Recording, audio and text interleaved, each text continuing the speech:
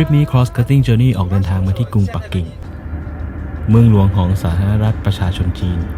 เพื่อมาทำความรู้จักสถานที่ซึ่งเป็นมรดกทางประวัติศาสตร์ที่สำคัญของจีนเนื่องจากปักกิ่งเป็นเมืองโบราณของจีนและเป็นเมืองหลวงเก่าแก่ของ4ราชวงศ์ทั้งราชวงศ์จินหยวนหมิงชิงก่อนเปลี่ยนการปกครองเป็นสาธารณรัฐประชาชนในปัจจุบัน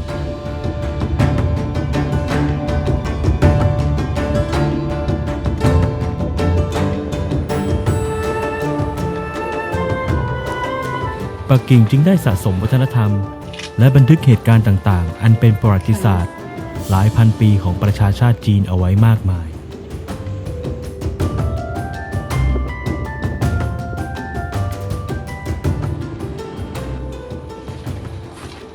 รอยอยู่ตรงนี้เดินเข้ามาซอยตรงนี้เราก็เลี้ยวซ้ายเลย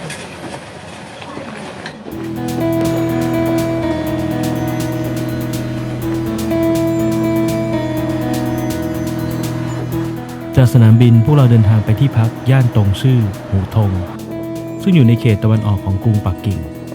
เนื่องจากทริปนี้มีเวลาไม่มากพอเก็บกระเป๋าเสร็จพวกเราก็ออกไปสำรวจเมืองกันเลยจากฝั่งตะวันออกพวกเราจะข้ามไปฝั่งตะวันตกซึ่งเป็นเขตที่ตั้งของพระราชวังแห่งประวัติศาสตร์ของชาวจีนแต่เดี๋ยวก่อนครับยังไม่ใช่พระราชวังต้องห้ามหรอกนะครับจุดหมายของพวกเราในวันนี้คือ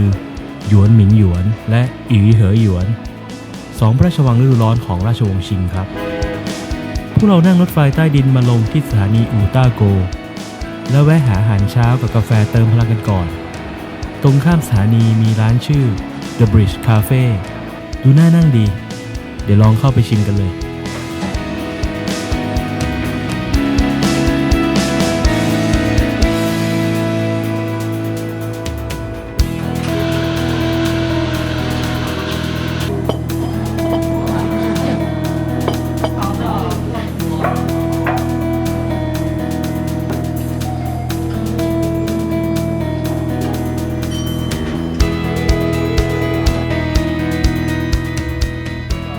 ท้องอิ่มแล้วก็ถึงเวลาเดินเที่ยว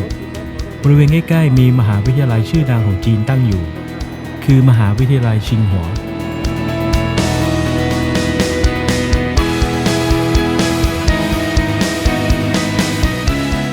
มหาวิทยาลัยชิงหัวก่อตั้งขึ้นในบริเวณสวนของราชวงศ์ชิงช่วงปีค.ศ. 1911ซึ่งเป็นช่วงที่มีความวุ่นวายและความขัดแย้งกับมหาอำนาจต่างชาติส่งผลให้เกิดกบฏนักมวยที่ต่อต้านอิทธิพลจากต่างประเทศในประเทศจีนภายหลังการปราบปรามกลุ่มกบฏแล้วราชวงศ์ชิงได้จ่ายเงินชดเชยให้กลุ่มสมาชิกพันธมิตรและสหรัฐอเมริกาซึ่งต่อมาเงินชดเชยนี้ได้กลายเป็นทุนก่อตั้งมหาวิทยาลัยชิงหัวชิงหัวเป็นที่รู้จักกันดีในฐานะมหาวิทยาลัยที่มีชื่อเสียงที่สุด1 ใน 2แห่งของจีนมีศิษย์เก่าที่มีชื่อเสียงดำรงตำแหน่งประธานาธิบดีสาธารณรัฐประชาชนจีน2 คนได้แก่หูจินเทาและสีจิ้นผิง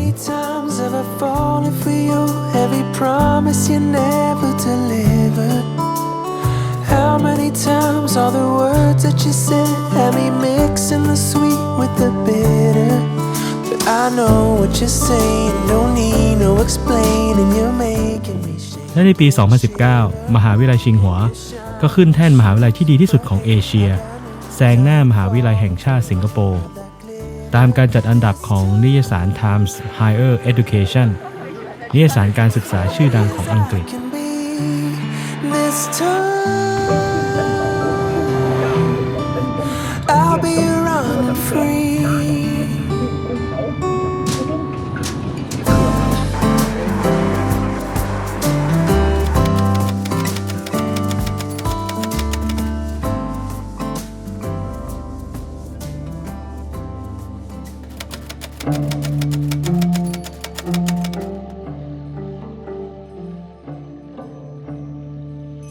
จากชิงหัวพวกเราโบกรถแท็กซี่เดินทางตรงไปที่พระราชวังฤดูร้อนหลังเดิมของราชวงศ์ชิงที่มีชื่อจีนว่าหยวนหมิงหยวนตั้งอยู่บริเวณชานกรุงปักกิ่งห่างจากพระราชวังต้องห้ามไปทางทิศตะวันตกเฉียงเหนือประมาณ8 กิโลเมตร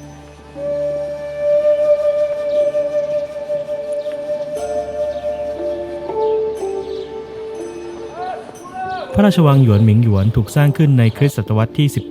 ถึงต้นศตวรรษที่ 19 เพื่อใช้เป็นพระราชวังที่ประทับ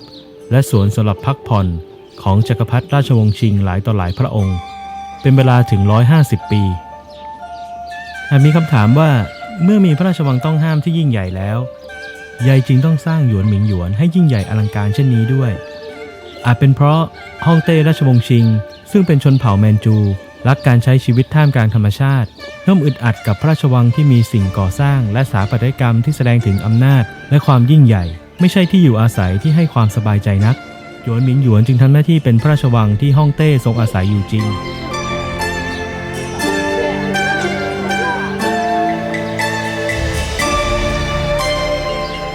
หยวนหมิงหยวนมีเนื้อที่ใหญ่กว่าพระราชวังต้องห้าม 8.5 เท่าเพราะตำหนักส่วนใหญ่สร้างด้วยหินตามแบบสถาปัตยกรรมตะวันตกจากการออกแบบของจูเซปเป้ คาสติกริโอเน่และมิเชล เบนัวสถาปนิกคณะเยซูอิตชาวอิตาลีจนถูกขนานนามว่าสวนแห่งสวนทั้งหมื่น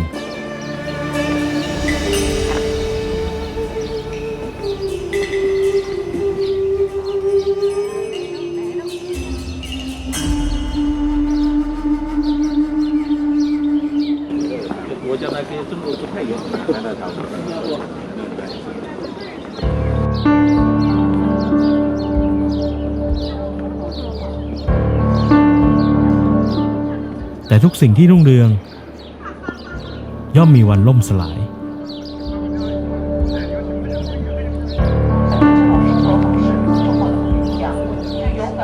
ในช่วงปลายของสงครามฝิ่นครั้งที่2เมื่อปีคริสต์ศักราช 1860 กองทัพพันธมิตรอังกฤษฝรั่งเศสเข้าบุกกรุงปักกิ่งและยึดพระราชวังในอุทยานหยวนหมิงหยวนซึ่งเป็นที่ประทับของจักรพรรดิเสียนเฟิ่งลอร์ดเจมส์บูธแห่งเอลกินผู้สำเร็จราชการของอังกฤษได้สั่งการให้กองทหารอังกฤษจำนวน 3,500 นายบุกเข้าเผาทำลายและปล้นชิงสิ่งล้ำค่าออกจากพระราชวังไฟลุกโชนอยู่3 วัน 3 คืนพระราชวังอันวิจิตรที่ใช้เวลาสร้างมาหลายทศวรรษกลายเป็นเท่าฐาน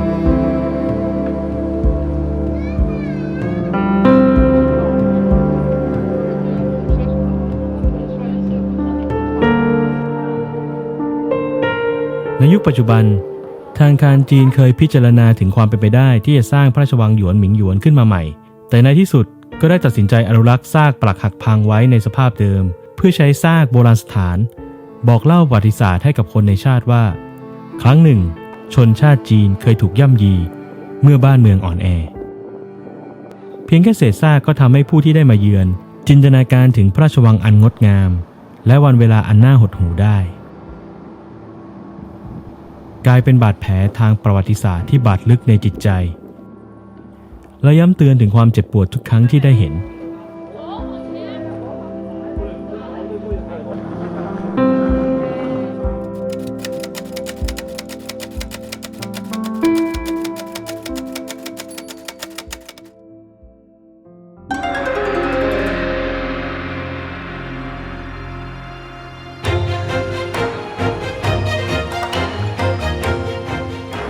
จากพระราชวังหยวนหมิงหยวนบริเวณใกล้เคียงในเขตไหเตี้ยนพวกเราเดินทางต่อไปเพื่อเยี่ยมชมพระราชวังฤดูร้อนอีกแห่งหนึ่งหรือชื่อจีนเรียกว่าอีเหอหยวนย้อนหลังไปราว800 ปีก่อนในสมัยราชวงศ์จินและสมัยราชวงศ์หยวนตอนนั้นบริเวณแห่งนี้เป็นสถานที่พักผ่อนหย่อนใจของฮ่องเต้และราชวงศ์ต่อมาถึงสมัยราชวงศ์หมิงได้มีการสร้างสวนและวัดเพิ่มขึ้นอีกสถานที่แห่งนี้จึงกลายเป็นสถานที่ท่องเที่ยวที่ขึ้นชื่อลือชาด้วยทิวทัศน์สวยงามและเป็นธรรมชาติ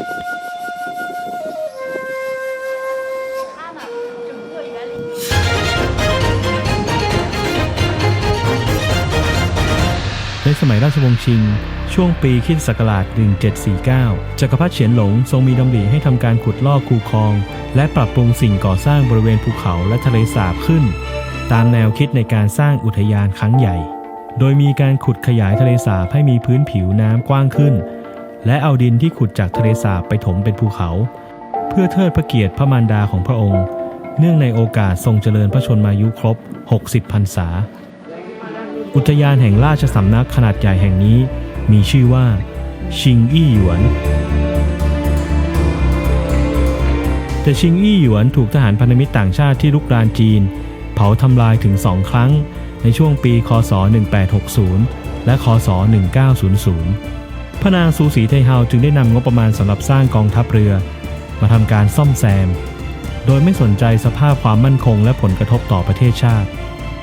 หลังซ่อมแซมเสร็จจึงเปลี่ยนชื่ออุทยานแห่งนี้เป็นอีเฮ่อหยวนจากนั้นจึงกลายเป็นพระราชวังฤดูร้อนและเป็นสถานที่พักผ่อนหย่อนใจส่วนพระองค์ของพระนางซูสีไทเฮา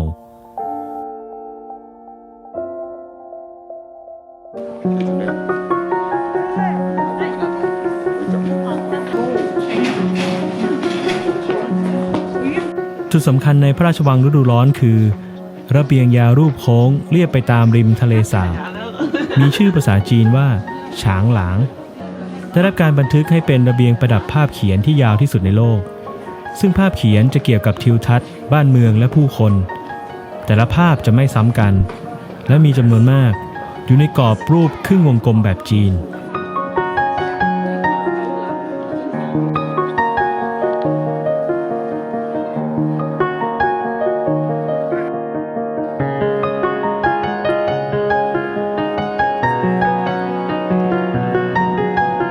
ต่อมาสวนแห่งราชสำนักแห่งนี้ได้ปิดฉากลงตามการล่มสลายของราชวงศ์ชิงและได้มีการประกาศเป็นสวนสาธารณะเมื่อปีค.ศ. 1924 โดยอนุญาตให้ประชาชนทั่วไปสามารถเข้ามาเที่ยวชมได้อย่างเสรี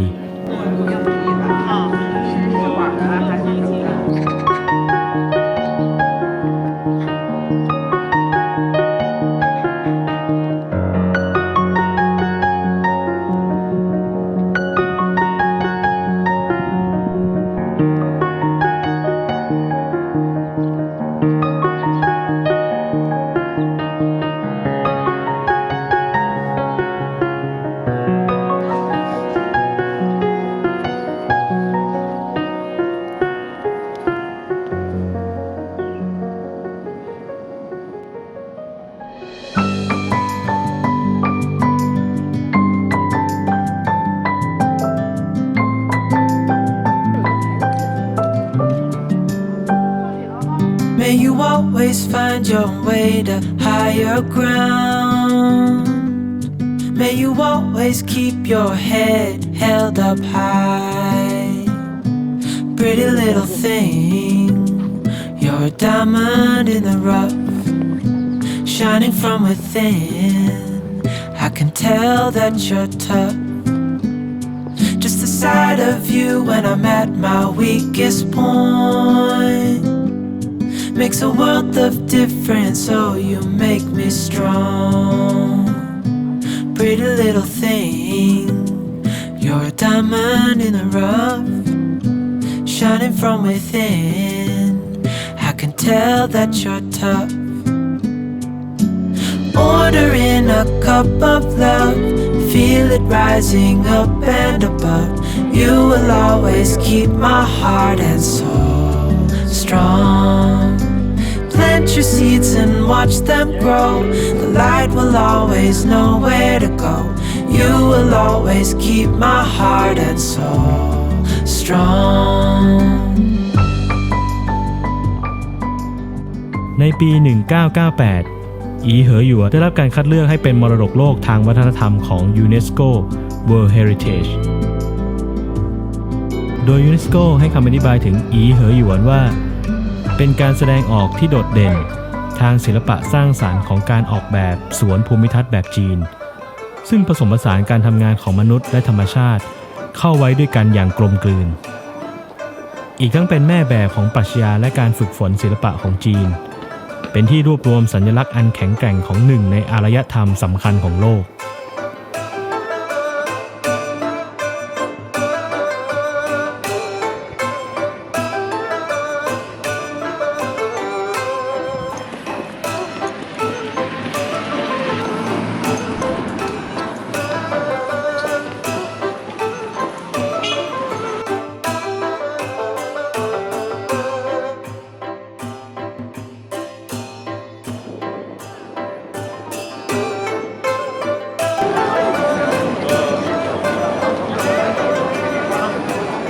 หลังจากเดินเล่นชมทั้งสองพระราชวังกันจนเหนื่อยอ่อนพวกเราก็เดินทางกลับไปย่านที่พักแต่ก่อนจะถึงที่พักพวกเราแวะหาอาหารเย็นกินกันแถวถนนหวังฝูจิง ร้